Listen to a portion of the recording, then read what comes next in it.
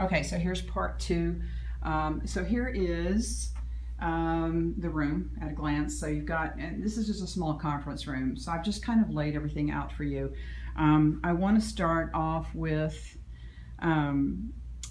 let's see, let's start off with the visual anchors of support. So sentence stems, some very common sentences that will answer some of the questions, provide that scaffold, that support for the kids. One of the questions we're going to be asking in our dealing with the arrival, the book The Arrival, is what's happening? I think what is happening is, so you see the sentence stem for that. What is the author trying to say? The author is trying to say. So these are, some of them are going to be directly related to the arrival, which is just one piece of your day. There's a word wall, and that'll also be associated with the arrival, and I'll talk about that in a minute. The accountable talk posters, how do kids speak in complete sentences, teaching them how to do that. Then just some generic sort of questions. What do you see? Who do you see? Where is this? What's happening? Why is it happening? Feelings posters. And then the CHAMPS piece, which is an awesome classroom management tool that we'll talk about on Monday a little bit more. It'll help you, I think, with the group work especially, and partner work. So that's just the generic sort of pieces to it.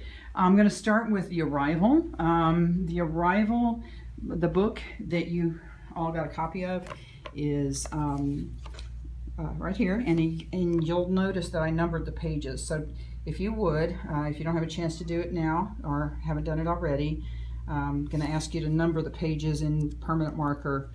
If you don't have them, we'll do it together, just as neatly as you can in the middle bottom. So otherwise it's just too hard to make your way through the book and refer to pages and stuff. I found that out the hard way. So there's 6 chapters, as you probably know already, and I marked them with tabs, and we have 90 books that will be divided among you, and so we're going to have to tab the pages and number them somehow, and I'll be relying on you guys to tell me what's the best way for that to get done.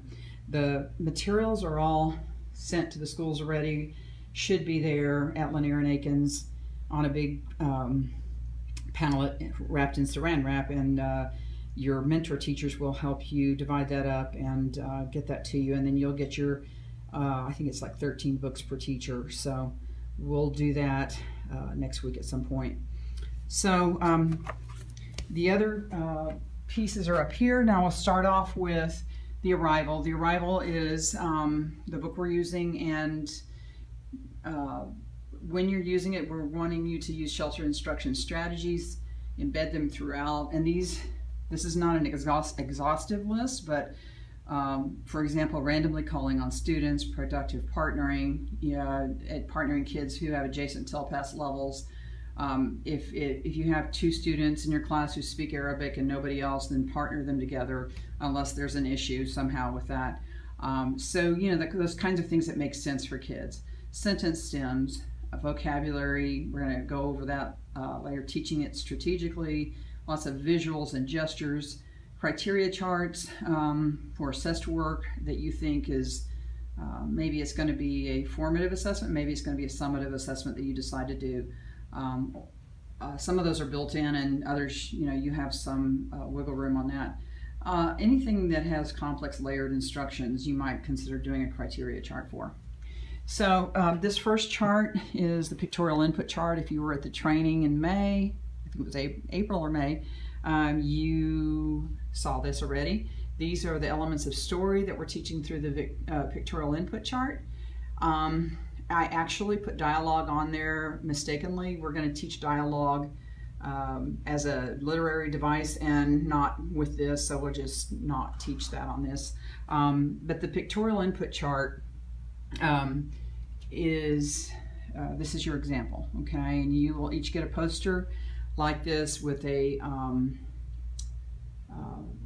all the GLAD. This is a GLAD strategy guided linguistic acquisition design, and it is rich with context. So there's lots of visuals. So the major posters here that you see will be given to you, already prepared.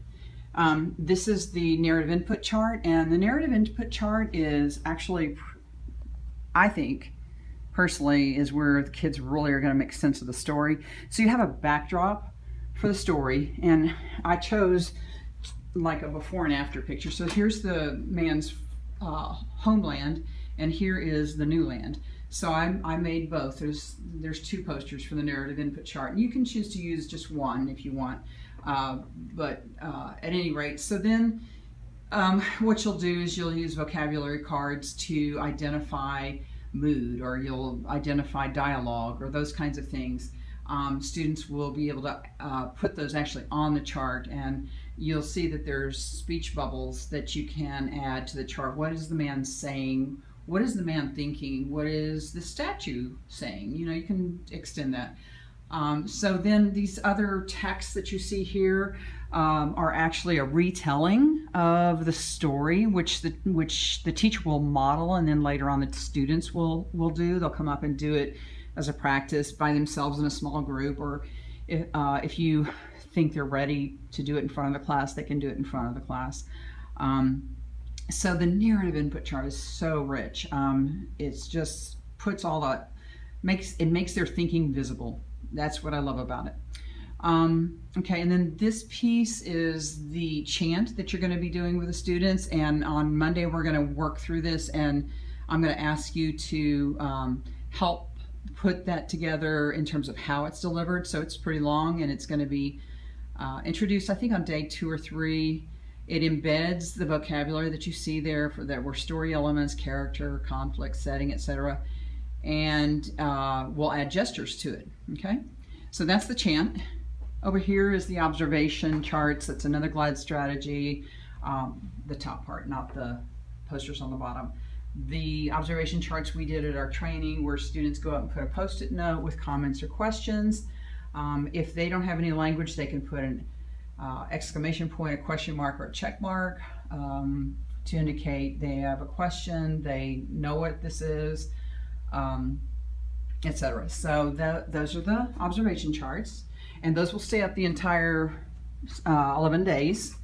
And you'll do it once at the beginning, first day, and then you'll do it at the end, and compare what their ideas were at the beginning and what they are at the end about these images.